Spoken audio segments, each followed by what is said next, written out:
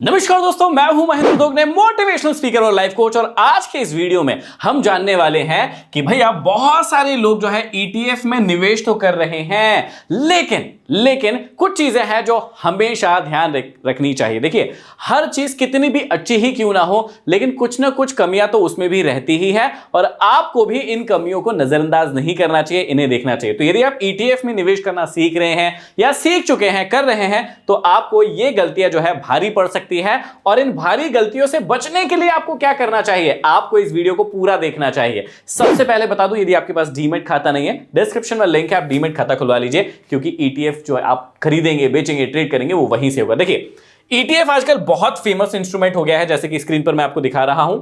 यहां पर Nifty, bank Nifty, PSU, IT, pharma, auto, FMCG, small cap, mid cap, है ना, मोमेंटम 30, मोमेंटम 50, नेक्स्ट 50, बहुत सारे ईटीएफ है। गोल्ड और सिल्वर के भी ईटीएफ है, बहुत कम प्राइस में आप गोल्ड और सिल्वर को भी खरीद सकते हैं। दिक्कत ये थी कि बहुत सारे लोग निवेश करना सीखना चाहते थे, लेकिन महंगे महंगे ऑप्शन थे, जैसे वो ऑप्शन और फ्यूचर पर चले जाते थे, कई सारा पैसा बर्बाद हो जाता था। उसके बाद समझ में आता था यार, इससे तो अच्छा इंडेक्स फंड, म्यूचुअल फंड कर लेते, है ना, या फिर बाद में समझ में आया कि यार ये ईटीएफ ही कर लेते, इतने पैसे ईटीएफ में रख देते तो हमारा पैसा ग्रो हो जाता। तो लोगों ने धीरे धीरे जो है ईटीएफ की ट्रेडिंग को सीखा या ईटीएफ को ट्रेड करना सीखा। क्यों? क्योंकि ये बहुत सेफ है, अच्छा है और लंबे समय में रिटर्न निकाल के देता ही है, थोड़ा कम ज्यादा लेकिन देगा, नुकसान नहीं देगा, इतनी बात तो तय है। तो अब कई लोगों ने करना शुरू किया, लेकिन गलतियां ध्यान नहीं दी। जैसे मैं पहली गलती बताता हूं जो कई सारे लोग करते हैं और फिर ध्यान नहीं देते। देखिए, आपको सबसे पहले समझना पड़ेगा कि सिर्फ इंडेक्स के लिए ईटीएफ होते हैं। इंडेक्स के लिए ईटीएफ होते हैं का मेरा क्या मतलब है कि जैसे मान लीजिए कि किसी, आप मान लीजिए निफ्टी 50, एग्जांपल के लिए हम निफ्टी 50 का ईटीएफ लेते हैं ना, यहां पर निफ्टी 50 है, तो निफ्टी 50 के अंदर क्या रहेगा, निफ्टी 50 के 50 स्टॉक। अब 50 स्टॉक यदि अच्छा परफॉर्म करेंगे तो आपका जो पोर्टफोलियो रहेगा वो ग्रो करेगा, नहीं करेंगे तो वो नहीं करेगा। ऐसे ही यदि हमने बैंक बेस या बैंक निफ्टी की बात करी या बैंक के ईटीएफ की बात करी, तो वहां पर भी सारी बैंक शामिल होगी। पीएसयू तो भैया सरकारी बैंक शामिल होगी, है ना। आईटी की बात करी तो यहां पर आईटी जो है, इंफॉर्मेशन टेक्नोलॉजी जो है वो शामिल होगा, इसकी जो बेस्ट कंपनीज है वो शामिल होगी। इसका मतलब पहली चीज आपको समझना है कि यदि आप चाहते हैं कि भैया मुझे इंडेक्स वाइज नहीं चलना, मुझे तो अपना स्पेसिफिक सेक्टर या इस प्रकार से चलना है, तो फिर म्यूचुअल फंड आपके लिए सही है। फिर आप इसको इसमें मत आइए, क्योंकि आपको समझना पड़ेगा कि ये इंडेक्स है, इंडेक्स में वही कंपनियां होती हैं, वही कंपनीज होती है जो ऊपर से सेलेक्ट की जाती है, जो सेबी, एनएसई, बीएसई के द्वारा सेलेक्ट की जाती है, वही कंपनी इसके अंदर रहेगी और जो कंपनी जैसा रिटर्न देगी उसका एवरेज रिटर्न आपको मिलेगा। तो पहली बात इसको समझना पड़ेगा कि यहां पर आप एक्स्ट्रा ऑर्डिनरी रिटर्न के बारे में सोचे तो ऐसा नहीं होगा, ये इंडेक्स बेस्ड होता है। इंडेक्स जैसे चलेगा वैसे ही यहां पर आपको प्रोग्रेस देखेगी। देखिए, अभी यहां पर निफ्टी 50 के बारे में मैं बता देता हूं।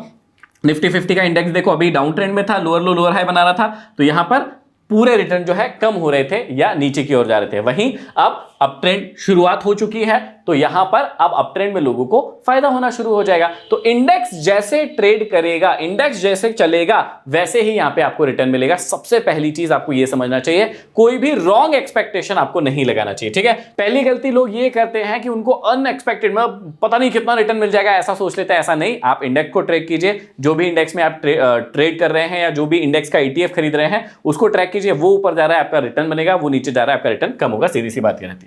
दूसरी गलती जो लोग करते हैं वो है कि दो समान ईटीएफ भी एक जैसा व्यवहार नहीं करेंगे। ये आपको समझना पड़ेगा। कैसे समझना पड़ेगा?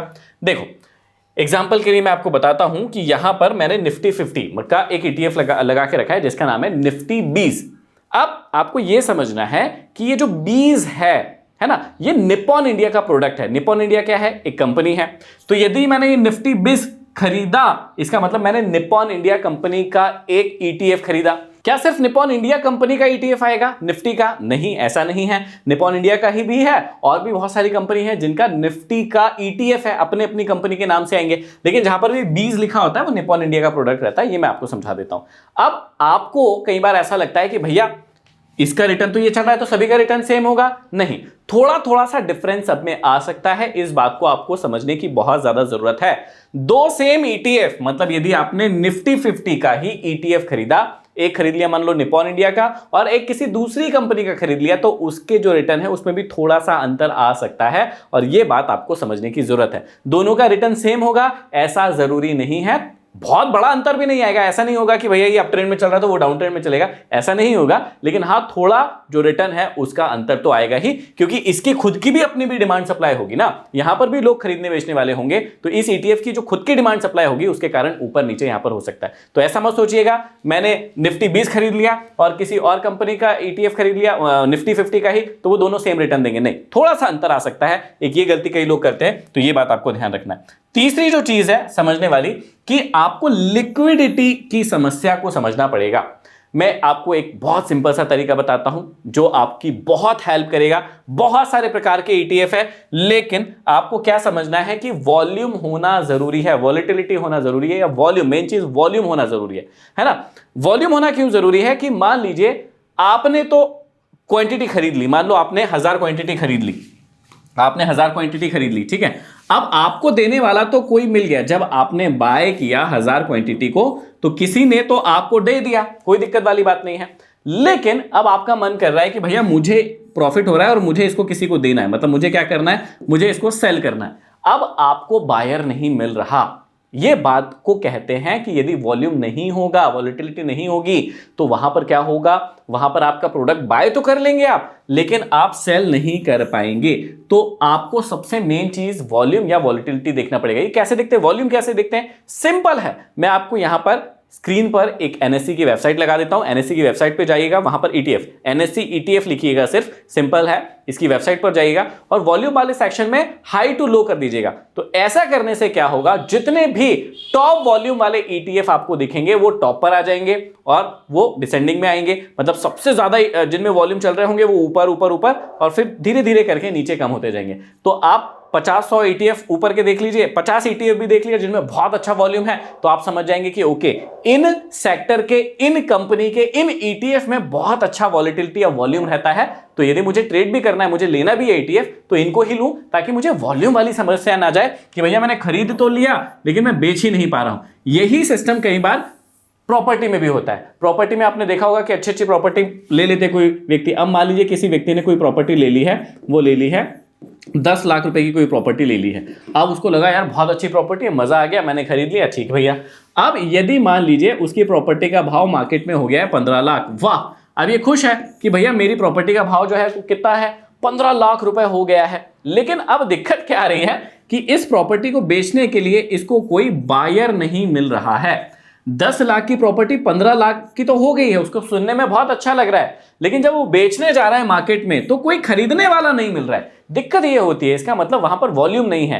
भैया उसको तो बेचना है, उसको तो प्रॉफिट हो रहा है, भाव भी बढ़ चुके हैं, लेकिन कोई व्यक्ति खरीदने के लिए तैयार नहीं है। वो किन्हीं भी कारणों से हो सकता है, बहुत सारे कारण हो सकते हैं। तो ये बात, ये समस्या जो है वो ETF में भी जा सकती है। यदि उसका वॉल्यूम कम होगा, वॉलेटिलिटी कम होगी, तो आपको इसको चेक करना है पहले, उसके बाद ही ETF में ट्रेड करना चाहिए। हर कोई ETF नहीं ले लेना चाहिए, नहीं तो आप दिक्कत में आ सकते हैं। ठीक है, ये बात भी आई होप आपको समझ में आ गई होगी। इसके बाद एक अगली चीज जो आपको समझना है कि यहां पर रेगुलर इन्वेस्टमेंट नहीं कर पाते हैं लोग। देखो होता क्या है कि म्यूचुअल फंड जब भी ट्रेड करते हो आप लोग, मतलब म्यूचुअल फंड जब भी खरीदते हो या म्यूचुअल फंड में इन्वेस्ट करते हो, SIP करते हो, तो SIP में क्या होता है कि SIP मतलब सिस्टमेटिक इन्वेस्टमेंट प्लान होता है। इसमें क्या होता है कि हर महीना आपके खाते में से पैसा चला जाता है, क्योंकि आप मैंडेट देते हैं। तो उसमें क्या होता है कि आपने मान लीजिए 5000 रुपए का मैंडेट दिया कि भैया मेरे को 5000 रुपए हर महीने SIP के नाम पे कटवाना है, ठीक है भैया। तो क्या हुआ, 5000 रुपए हर महीने आपके खाते से कट के म्यूचुअल फंड में निवेश हो जाएगा आपका। अब होता क्या है कि यहां पर ETF मतलब एक्सचेंज ट्रेडेड फंड है ये, यहां पर आपको खुद को पैसा डालना पड़ता है। यहां पर कोई डालने नहीं आएगा आपके लिए, ऑटोमेटिक कट नहीं होगा। वैसे आजकल फायर्स में सुविधा आ गई है कि आप इनके अंदर भी SIP कर सकते हैं, ऐसा कोई दिक्कत वाली बात नहीं है। यदि आपको करना है तो यहां पर भी एक स्मार्ट का यहां पर एक ऑप्शन आता है, और यहां पर आप स्मार्ट इक्विटी SIP या इस प्रकार से SIP भी कर सकते हैं, इसके अंदर भी आप SIP कर सकते हैं। तो ये बहुत अच्छा सिस्टम है, ये सिर्फ फायर्स में ही आया है, तो डिस्क्रिप्शन में लिंक है, यदि आपको ऐसे भी करना है तो वो भी हो सकता है। यहां से ये पूरा का पूरा सिस्टम है इसका, ये देखो SIP यहां पर आप खुद से भी कर सकते हैं इसके अंदर।